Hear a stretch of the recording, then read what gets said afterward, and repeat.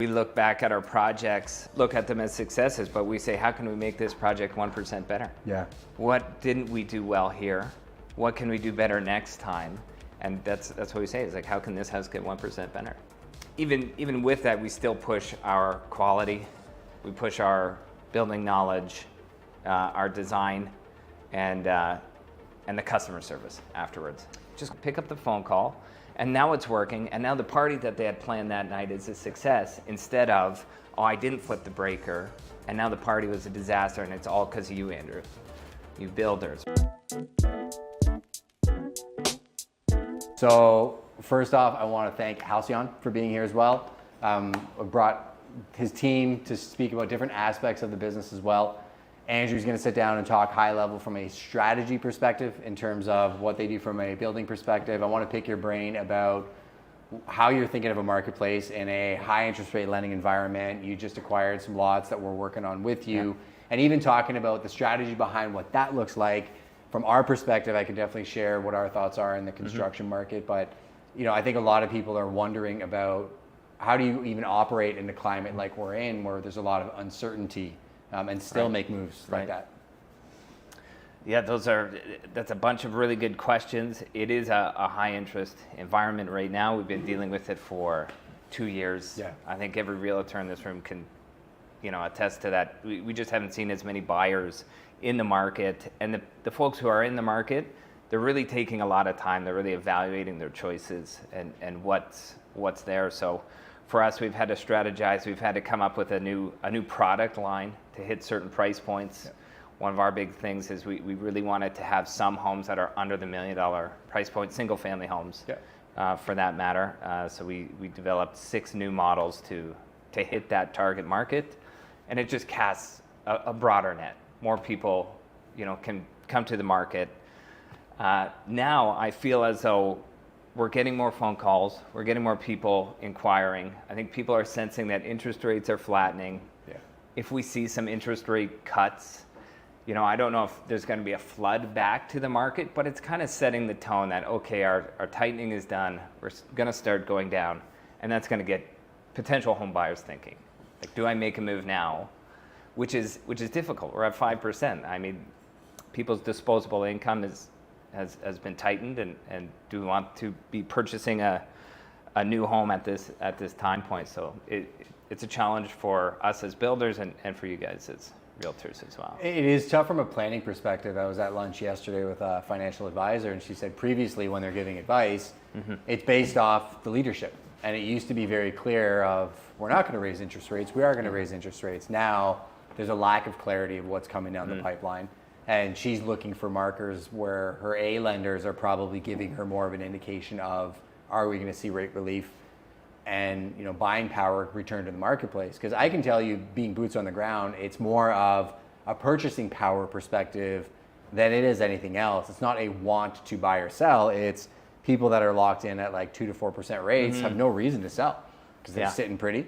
And then people that want to enter the marketplace can't, because some of the qualifications that have changed, the fact that interest rates are where they are, and what the marketplace is providing in terms of product has made it difficult. But the stat I just read was last year, it was about 65% of people were sitting on the sidelines.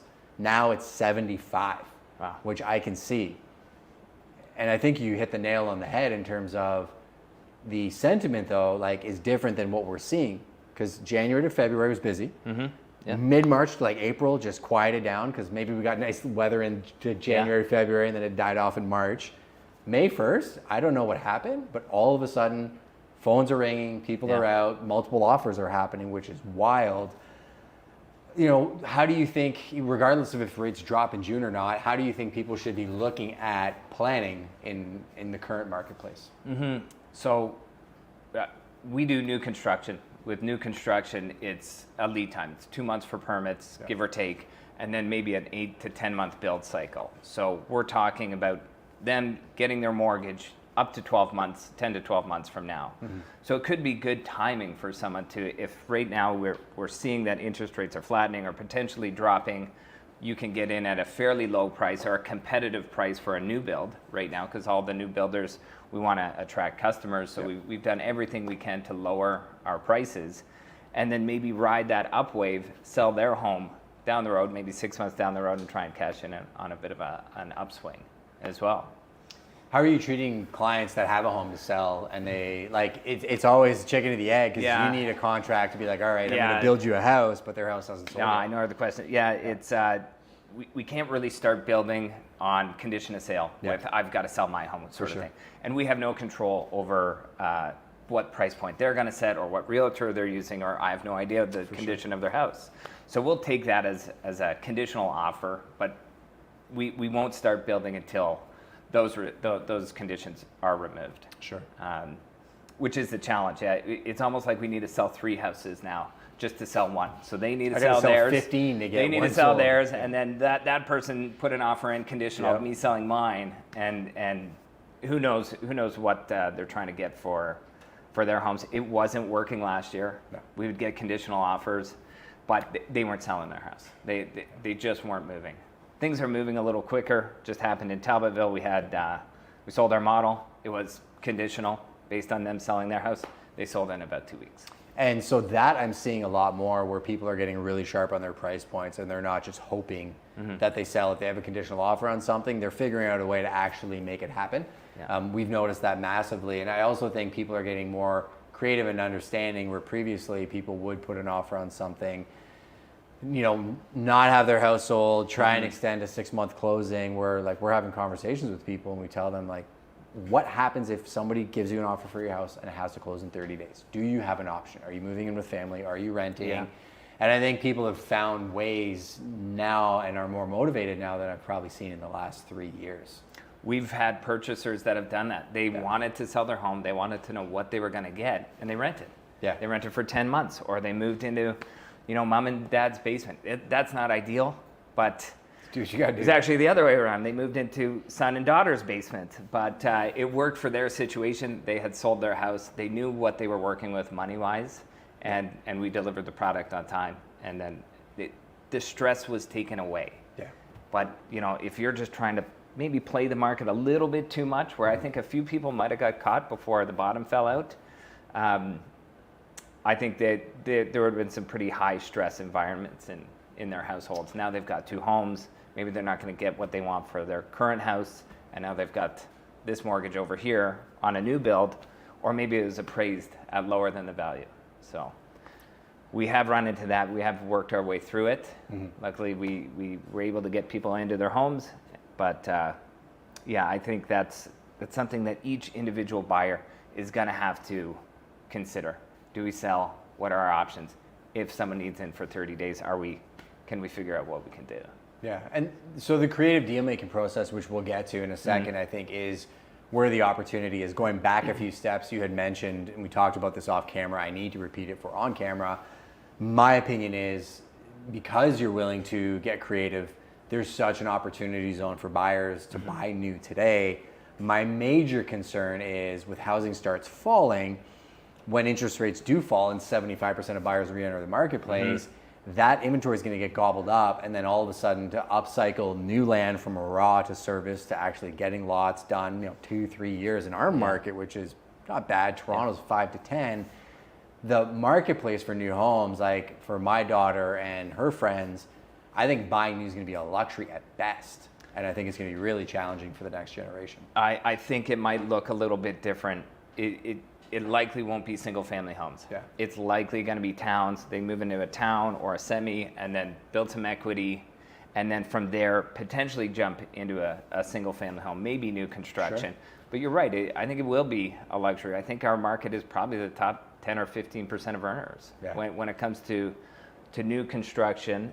As land prices go up, as building prices go up, it's going to be a hurdle that a lot of Canadians are going to have to face.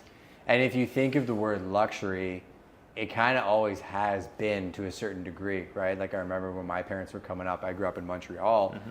We lived in some pretty tiny houses, ate a lot of craft dinner. My dad got laid off from DuPont, and he scrapped his way through and got the starter home, got the next one, so on and so forth until he got to where he was. A lot of people that I've seen build portfolios and have gorgeous houses now, like they've lived in some pretty tough spots. Yeah. They moved further out. I am seeing that trend actually, people buying land, and we just talked about it, Lucan, Glencoe, Watford, building semis, they're targeting 500 to 650 as kind of an entry-level price point. Kyle, actually, head of new dev, had spoken about that on a previous mastermind. In terms of targeting that marketplace, where do you think the government can actually come in and alleviate stress on builders? Because I know they have federal programs they're looking to launch, looking to help you guys, but like, what can they actually do that would help? I feel like it needs to help the consumer, and it's got to be a lower price point. Okay. I think some of our ideas, obviously wouldn't fly with the folks who make decisions up on Parliament Hill, but getting rid of HST on new builds. Yeah. That would make a huge difference. 13%. Yeah. Getting rid that's one of our biggest Massive. single line items when we break out a budget is HST. Some single family homes, it's well over $100,000. Wow. That would bring that would once again cast a wider net. They would have to make up that tax in other ways, but no HST on new home. I know it's a bit of a crazy thought. It's no really chance not. They're going to go for it, but Somebody had said to me, 34% of every new home is essentially taxes if you look at debt charges and everything else on top of it. And we're talking about affordability. I'm like, well, if you can find a way to recapture 30% of the price of $1 million home, all of a sudden it's $700,000.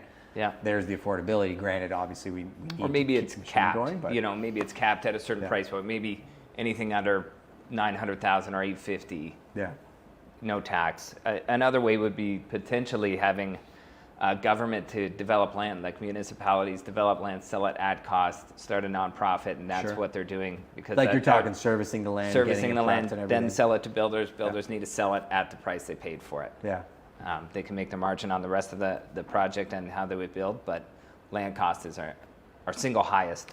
I think dollar that's value. actually a really good It's the idea. single highest Because one, municipalities can buy land, farmland, course. like from a project planning perspective would make more Develop sense it. if they had a little bit of control over how they're growing it and let the builders focus on actually building it. I think that's actually really, really That good could idea. work. That could potentially drop the price of a home $200,000, $300,000. Yeah. That would move the needle. That would get people in homes. Interesting. And from a planning perspective, do you think that they're doing frequent enough consultations on city plannings in terms of growth boundaries, so on and so forth? I think they've got a real challenge in front of them. They're probably hitting a lot of roadblocks that I wouldn't even be aware of. I just joined the board of directors for the LHBA, the Home Builders Association, and I'm hoping I can get a bit more insight into what's happening in the city, the communication between the builders, the city councilors, and what we can actually do instead of just talking it and doing a committee and here's a report. What can we do? How can we get boots on the ground and shovels in the ground and people in houses? But there's a real housing shortage, and the numbers that they're looking at trying to build, I don't know if it's manageable. Literally my next question, right? The target in terms of new homes in Canada, period. And Darren Voros had said, like, I don't see it being solved by the government. I see it being solved by the private sector. Yeah, I agree. From an on-ramp perspective, let's say interest rates drop tomorrow. What would be your cycle on bringing new housing to the marketplace if we were selling at a regular pace, not 2020 pace, but a regular sustainable pace? How many homes do you think would make sense? Like you're thinking time frame to build each house, or how many homes the city needs to build? Maybe just rephrase that. So you can tackle either or, right? I just think in terms of a year, in terms of number of units that you think would be feasible for a builder to be putting out and maintain a good solid business. Right. I think for us as a group, I can at least speak to us as a group, our target's 50 of the types of homes that we're building. You'd know the type of homes. Sure. I mean, there are builders who can do significantly more. They're just building a different product. But 50 single family homes for us that are semi-custom as well in nature. I think if we're getting past that as a builder, we're going to lose some of our touch that we have with the customer. And that's number one for us is customer interaction and customer satisfaction. So we don't want to lose that. If we're doing towns or things like that, maybe, semis, we could probably bump our numbers up. But I know there's other larger builders that could definitely put out more units. It's a different skew, right? Yeah. Like you said, doing what you do, it is very client focused, your process. Touch on that for a second. Your background first before your process. So what was your background? How far back? I go as far back. Where were you born? I was born here in London. Okay. I grew up here in London. I went to University of Guelph when I was that age. I spent 4 years there. Studied finance. I had a decision to go out west, which is Whistler. I was going to spend 1 year there, and then come back and join the hustle and bustle here. But I stayed out there for 12 years. Oh wow. I spent 6 years in Whistler. I spent 6 years in Revelstoke. Cool. I was a bit of a ski bum. Sure. At that time. I was pretty young. When I moved to Revelstoke, I met my future wife. She convinced me to go back to school because I was building at that time as well, and I became a journeyman carpenter. So I went down to Kelowna for 6 weeks each year, did my apprenticeship. I was older as well. I was like 27, 28. Went back as a bit of a more mature student. Learned the practice and the theory of why we build the way we build, and developed a passion for building after doing that. And then I was building, once again, really custom homes in Revelstoke. Definitely one-offs. Made a decision. We had kids, we had dogs, we had all kinds of things, and it's a resort municipality, so whenever there's any like hiccup or sneeze in the market, those are the homes that start to fall off first. Those are second homes, third homes, things like that. So those are the things that get cut out. So we made a decision as a family to move back to London. A lot more stable market. Sure. This is 10 years ago. 10 years ago this September. You clean up nice for a ski bum. Yeah. Thanks. Yeah. No, but you're an actual craftsman. I do think we're going back to the age of the craftsman. We went through like an industrial revolution, Right. and you went through massive companies that squeeze a ton of profit out of the community. That's gone away, and I think we're going back to crafts people that are very niche focused at what they do. And if you are the big developer that likes to build tons of semis, great. Yeah. If you're somebody that likes to do what you do, I think that there's good margins in it if you're good, because your value prop is your knowledge of how to deliver that product and your process, which we'll talk about in a minute, and kind of streamline that. But being a carpenter in the building space, how do you think that skill set's helped you?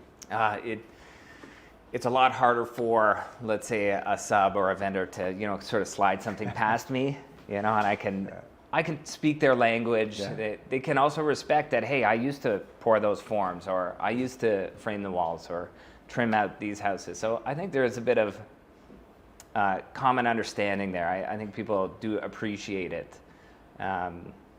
So yeah, that's the best part about it, is just that background knowledge as to why we're building the way we're building it. And how have you turned it off sometimes? Because I'm sure sometimes you could just get lost in the sauce when you're supposed to be focusing on strategic. It never vision, turns right? off. Yeah. Even sitting in this building, I'm looking at this structural components here and the HVAC, and it's an addiction. Yeah. It's a passion.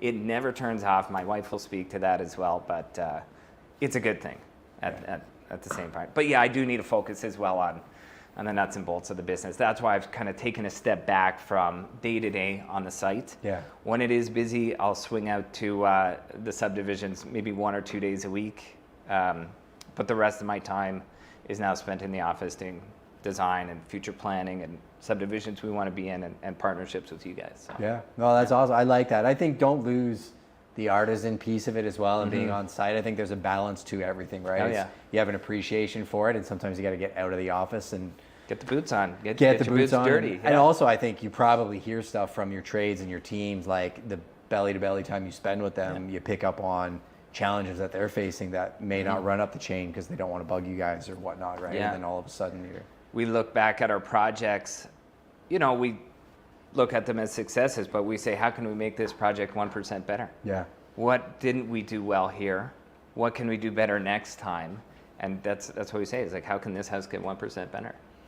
Yeah, and I have to mention the Chick-fil-A story. I'm sorry for repeating it to you guys, but for the people watching, Boston Market versus Chick-fil-A. Boston Market went out of business last year. Bankrupt. Chick-fil-A is one of the most profitable chains, actually makes more money than McDonald's, Starbucks, and Subway's combined. Margins of about 30%. In the restaurant industry, it's like 5 to 8 if you're lucky. And they got there by just figuring out all the complaints that they had and fixing them and being like, where's the opportunity? Yeah. Even with you guys, like our team, when we're in our Red Zone meetings and we're talking about stuff, right now I can tell you it's conversations. Like we have a specific call list just for you guys. And we're just talking to consumers trying to figure out like, hey, are you still in the market? And I called one lady I told you about last week, And she answered. She had called on 2 luxury homes, budgets probably up to 2. And I was like, "You still in the market?" And she's like, "Absolutely." And she had inquired on like a farm, and she'd inquired on like a luxury home. I'm like, "Do you want a farm? Or do you want a house? What do you want?" And then I found out it was a work challenge. And she's like, "It's commuting. It's actually like we don't want to spend an hour of our lives going from here to here for this window. So I need a house for this long. And then our long-term goal is actually Southwest London." Yeah. But she's like, "I can't go there yet. So like we have to find her a solution for that and then migrate her there." Yeah. Where previously, like the number of leads that you get online and just the nature of the business, you couldn't do that belly-to-belly communication because of volume, where I think there's an opportunity now for you guys and consumers to link up with people that can spend a lot of time with you on a project, as well as refine your processes, which again, we're trying to do here as well. I'm going back to the consumer side. People are terrified of making a mistake, like we talked about earlier on. If they're building a new home, I like to tell them, you're not buying that home at today's prices. By the time you finish building it, and by the time you probably end up selling it, if you believe that the market's going to be in a better place in 3 to 5 years, that's a separate conversation. Yeah. How do you talk value with people when the market's so far out from when they start the design consult with you? Yeah, I think it's on 2 different tiers. If someone's looking to, let's say, flip in 2 or 3 years, this is kind of a short-term type of house. It's harder to, let's say, time the market or an interest rate cycle on that. So the value for us would be in our quality control. You're going to have this house that's going to stand the test of time, and then you're going to have the customer service as well. If someone's on a longer time frame, let's say 10 years, it doesn't matter when you time the market because it's going to go through its own cycles, and it is going to increase. It's a great investment, and that's how they might need to look at it, because it is a lot of money right now. I'm asking people to spend probably more money than they're ever going to spend. Sure. But if we sell it to them as, hey, this is an investment, even do a bit of your own research, look at what's happening here, like what does it go up each year, maybe take the last 2 years out of it, because that was a bit of an anomaly, or 2020 and 2021. That was not normal for anybody. A little crazy. Hopefully it planes out a little bit more to a normal state, but for that, even with that, we still push our quality, we push our building knowledge, our design, and the customer service afterwards. Just call I us. like That's what that you said that too. That phone call after, feeling like they can bug you and say, "Hey, this needs to be fixed." And they have our cell phone numbers, so homeowners will have my cell phone number and Nick's cell phone. I tried to get them not to call me for like silly little things in the middle of the night, but sometimes you just need to be there to pick up that phone. Let's say the breaker of their hot tub isn't working, or their pool, and all it takes is pick up the phone call, and now it's working, and now the party that they had planned that night is a success, instead of, oh, I didn't flip the breaker, and now the party was a disaster, and it's all because of you, Andrew, you builders, right? So that's our stance when it comes to customer care. I think it's access too, right? And I think business is shifting too, from agents' perspective. I think each agent is building their own ecosystem, and it's what the access that person provides of, like, I got a problem, I need you to actually pick up the phone. And my father-in-law taught me this. He's in the car business, and he had this one client, massive farmer, and farmers are all friends, like all of them, and they buy a lot of trucks. And this guy's truck broke down on the 401 in like Burlington, I think. Larry had a flatbed heading down to pick up his truck, dropped him off, I think, a Raptor. He's like, take this for the day while I fix your truck. And he's in Watford. He's not close to Toronto at all. Fix the guy's truck. The guy ends up buying the Raptor from him because he has such an enjoyable experience in it. And sends him all his friends. Larry ends up selling to all these farmers. My in-laws sold their dealership last year. I just sold that guy's farm. He told me his truck broke down like a month ago. And he's like, I didn't realize what I had with your father-in-law. Because he's like, the guys that I got my truck from now, a different dealership, sent me to some random repair shop. They wouldn't call me back. He's like, I was losing my mind because I've dealt with Larry for 40 years and like, I never had to think about it. Yeah. And I think that goes a long way too. Like, if you guys have the skill set, you have the knowledge, you're proud in what you build, you actually taking the time to pick up a phone call like that on a Saturday, it may seem like a nothing burger to you guys because it's just what you do, but to that consumer, it's exactly the difference between I'm never going to eat a Chick-fil-A again, or I'm not going to refer anybody to anybody but Halcyon, right? Or the next home. You know, if we want to 100%. downsize from this 2-story, the next home, they'll just call us. For Say, sure. Where do you have land? Because they trust Yeah. you. How do you turn it off though? Because does your wife ever say like, we got to chill and take a couple days off? And yeah, I signed up for this. Yeah. So can we turn it off? I mean, realtors are in the same boat. Your Yeah. phone's on all the time, right? Yeah. Like if someone's got to meet on a Saturday or a Sunday and they need to see a house, you guys are going to be there. Yeah. It's the same for us. So she's understanding. I think our spouses are very understanding of the business that we got into. We try and not do it, or maybe it's a text or an email or Sure. something like that. Let's say we're having a really nice dinner. Yeah, that phone might be off for a couple hours, but I'll be calling on the ride home. I'll call someone back. So yeah, I don't have a good answer on how to turn it off, man. I'm gonna tell Shannon that I got into this. Yeah. And I think there's a balance to it, just like going Yeah. on site and being with the trades and being in it and separate. I think you do need to turn it off sometimes to have an appreciation for it. But I do think I'd drive my wife nuts if I didn't get all of this energy out doing what I do, and I was just around her 24/7. It'd probably be a lot harder. I'll circle back around. When we first started, it really was just Nick and I. Yeah. But now we have a great team with us as well, and they take a little bit off the plate for us. They intercept stuff that's coming in. Totally, yeah. But before, when it was just Nick and I, we'd have these Wednesday strategy sessions. We'd be panicking. We're like, oh man, we have 10 homes we need to build, and there's 2 of us. Which is too much. It was overwhelming. So we went on this hiring cycle, and that's another way that we kind of keep our sanity. Now, it allows us to get to the golf course from time to time. And you need that decompression time. Well, we're going to sit down with Nick now and go over that. So I appreciate your time. Million more fun. questions. Sure. I'm already behind time.